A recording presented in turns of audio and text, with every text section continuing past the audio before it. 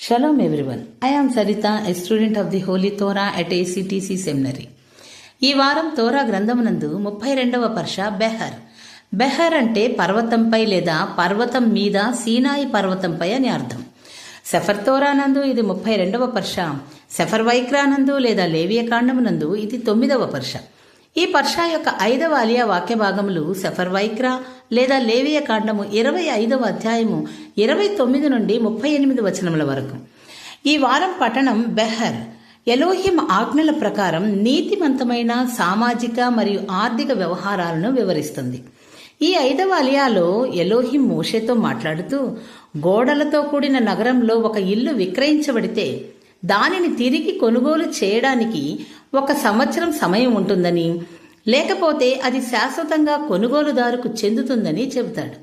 అయితే గోడలు లేని గ్రామాల్లోని ఇళ్లు భూమిలాగే జూబిలీ సంవత్సరంలో అసలు యజమానికి తిరిగి వస్తాయి. లేవీయుల ఆస్తులు ఎల్లప్పుడూ తిరిగి కొనుగోలు చేయబడగలవని, వారి భూములు శాశ్వతంగా విక్రయించబడవని ఎలోహిం నిర్దేశిస్తాడు.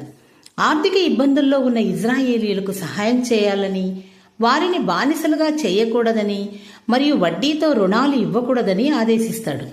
ఈ ఆజ్ఞలు ఎలోహిం పట్ల భయభక్తులతో సమాజంలో దయా, న్యాయం మరియు సమానత్వాన్ని కాపాడుతూ జీవించడం యొక్క ప్రాముఖ్యతను తెలియజేస్తున్నాయి.